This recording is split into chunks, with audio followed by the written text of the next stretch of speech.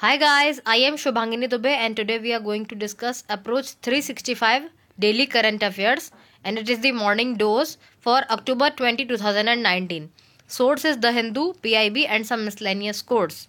Okay, so topics to be covered in this video are NSSO, cryptocurrencies, sensitization on disposal of human corpses, making CGHS more beneficiary friendly, what is PMEAC and what is RCEP. Okay, so beginning it with the NSSO, context is NSSO job data incorrect, says Union Minister Prakash Javadekar. Okay, so recently NSSO just made a file and in that it was saying that there is more unemployment ratio in the country. So what NSSO is? NSSO is National Sample Survey Office and it works under the Ministry of Statistics and Program Implementation. Okay, and now what is the role of NSSO? It provides and analyze some informations basically which are useful for in the socio-economic field, for the workers which are associated with the socio-economic fields. Okay, then the functions of NSSO. What are the functions? And the function of NSSO is it conduct large scale sample surveys on subjects like household consumer expenditure, unemployment, employment, health and medical services. So it releases the data and it do a research. It is a national level research and basically then the report is published. Okay, then more about NSSO. Headquarter is at New Delhi and at Faridabad and there are 6 zonal offices of NSSO are in Bangalore, Kolkata, Guwahati, Jaipur, Lucknow and Nagpur. There are 49 regional offices and 116 sub-regional offices located in different parts of the country. So it's about the offices of NSSO. It is the largest organization in India because NSSO is the one who is associated with the Ministry of Statistics. So it conducts regular socio-economic surveys and it was established in 1950. Okay, so why we are discussing it recently? Because Prakash Javadekar, he is the Union Minister for Human Resource Development. He said that there should be a change in method of NSSO surveys. Okay, so 70 years and old techniques are there in the NSSO and it gives one side of the micro picture. Okay, so there is a macro picture. NSSO taking a survey of 4,000 people and out of those 4,000 people, if the employment ratio is of the 4 crore people, then there can be some mistakes according to the sample surveys. So we can't just stick to the sample surveys that now this is it. Okay, so we can't just take it. So it was the saying of Union Minister Prakash Javadekar. And as tomorrow is the elections in Maharashtra, so he was saying during the campaigning for the BJP itself. Okay. Now, moving on to the next topic, what are cryptocurrencies? Okay, so a cryptocurrency, this news context is recently Finance Minister Nirmala Sitharaman went to the IMF meeting which was held recently and for it there was a talking of cryptocurrencies. IMF and World Bank meeting was there. So there was saying that cryptocurrencies is also doing terrorism financing and it is a threat. Okay, so that's how the cryptocurrencies topic arose. Okay, so cryptocurrency is a tradable digital asset or a digital form of money built on blockchain technology that only exist online. So we know bitcoins and all that. These are a type of cryptocurrencies. Recently we had heard the news of Facebook releasing Libra. Okay, so that's why it was a hot topic recently. Cryptocurrencies use cryptography to verify and secure transactions. So there is a technique of cryptography with the help of it. That's why it was named as cryptocurrencies. Okay, so there are recently well over 1000 different cryptocurrencies in the world. Okay, so there are so many. We have read there are 1000 cryptocurrencies and many people see them as option of a fairer future economy. So like in the national level and the international level, because globalization is there and internet and digitalization is there, so people think that it's a fairer option for driving the future economy. But now we will learn that how its bad effects are. So understanding it with an example, the money you spend online follows similar principles. Okay, so we can understand it with the help of example that how cryptocurrencies runs. Okay, so basically it's about like whenever we are doing a bank transaction, there are some points which get deducted. Okay, so like you have done a transaction of 1000 rupees, then the transaction in the another's account of 1000 rupees, your bank will reduce 1000 rupees in the form of digits, and then it will be added in the another account. Okay, so that is a uh, just a logged on database. Okay, so it's just a database, flipping of database from one account to another. No physical transaction is included in it. Okay, so one of the important point about cryptocurrency is, when using cryptocurrencies, there is a public key and a private key. Okay, so the user have a public key and a private key, both of which appears as a string of random numbers and letters. Okay, so it's a combination of numbers and letters. So it is very important that you never share your private key with anyone. Just like ATM pin, we use ATM pin, so there is a private key. Okay, it is also very important that you have your private key written down and stored in a safe and secure place. Just like people just forget the password, so there is an option of forget my password, but even the OTP can be changed. But forgetting the private key and getting it, it's there is no such options. Okay, if somebody has forget their private key, then everything will be lost which has been controlled by the key. Okay, so this is the another thing and new thing about the cryptocurrencies. Okay, now news context why we are discussing is, as we have earlier discussed, that IMF managing director Kristalina Georgieva said, what she said, that digital currency can be abused for illegal purposes. Okay, so cryptocurrencies can be used for illegal purposes, and in the worst case, financing terrorism.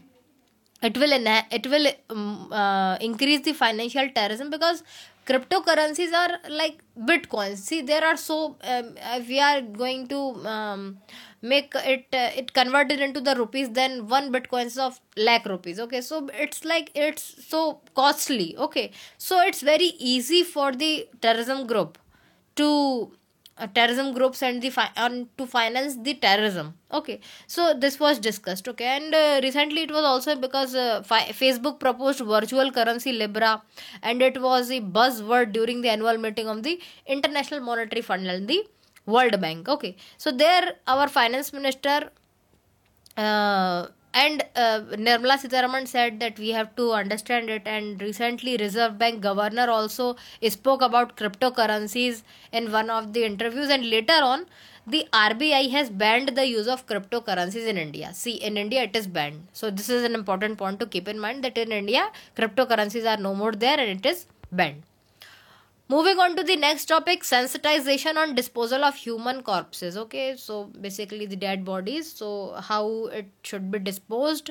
So basically it was because Odisha Human Rights Commission had directed the state government to sensitize officials on disposing unclaimed human body with dignity. There are so many unclaimed body, they are disposed. So if there is a human, okay, so it must be disposed with dignity after dying. Okay, so it's like a humanity.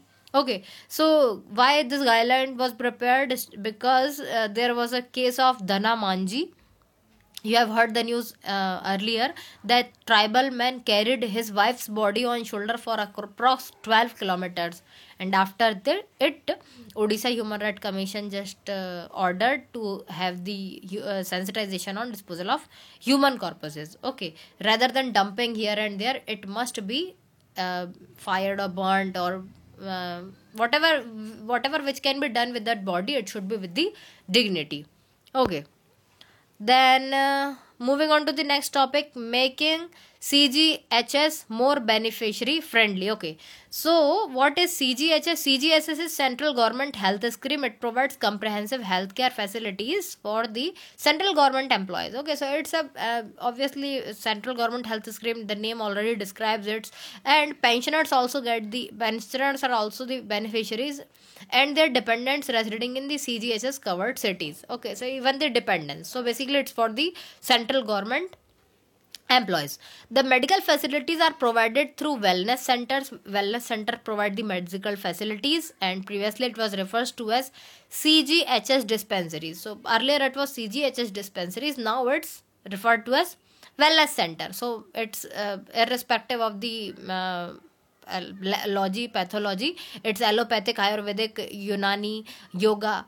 Siddha and homeopathy too. So it's a respect of a particular pathy. Okay, and whatever system of medicine should be followed. Now, who is eligible for CGHS? Ex-member of parliament, including those who are not in the receipt of any pensions. Member of parliament who are associated in the central government. There is a criteria. Okay, sitting and retired judges of the Supreme Court and High Court residing in CGHS covered areas besides Delhi and New Delhi. Alright. Now moving on to the next topic, what is PMEAC and why we are discussing it? The context is, I have already pasted the Hindu news here, that government had appointed 3 members to PMEAC, and what PMEAC is, you can just read out the news, but now we are going to discuss what PMEAC is. Okay, so it is Economic Advisory Council to the Prime Minister. Okay, in short it is known as PMEAC. It is a non-constitutional, non-permanent and an independent body constituted with Prime, and its sole aim is to give advice to Prime Minister. Okay, so it is a short council, advisory council for the Prime Minister, and Prime Minister take advices in matters such as inflation, GDP changes, export import changes, creating supporting environment. So basically it is an advice council of Prime Minister. The term of Prime Minister Advisory Council, Economic Advisory Council, is coterminous with that of the Prime Minister, because Prime Minister is going to select that council. So basically with the Prime Minister it dissolves. Okay. Now, moving on to the next topic, what is RCEP? It is an important topic because November is the deadline of RCEP, and it is a type of group, and India is still uncertain about joining the group. Okay, so what it is Regional Comprehensive Economic Partnership. It is becoming increasingly urgent as the deadline approaches. So, November.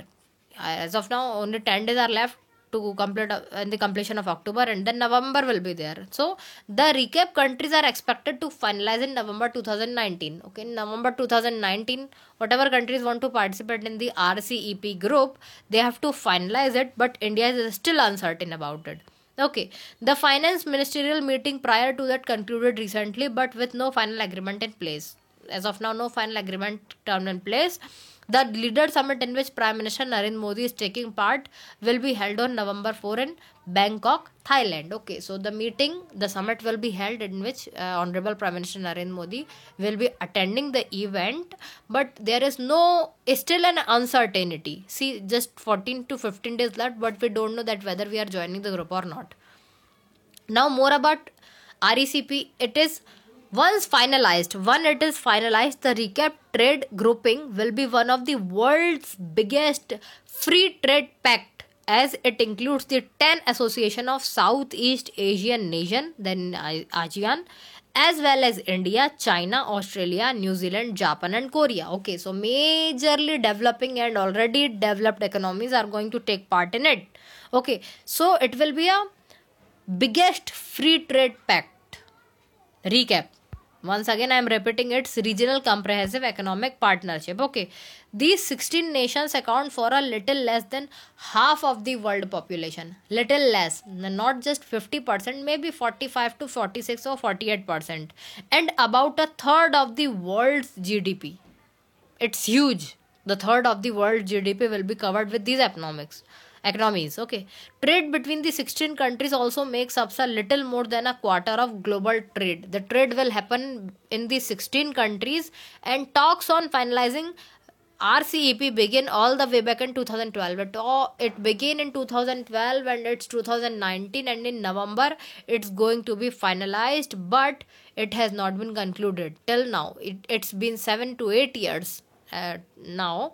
8 years, but now there is still uncertainty. The uncertainty is global trade is slowing down talks further. Now, after 15 days, the news will let us know whether India has joined the recap or what happened to the recap. I had also pasted the news. There were questions, good article on CEP. We have covered the important points, but to get the more information, you can just pause in this slide and understand what recap and what are the consequences and what are the opportunities for India and other countries too. in the free trade business. Okay.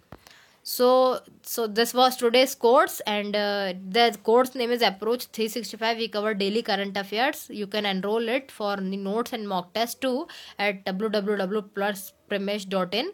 And thanks for watching.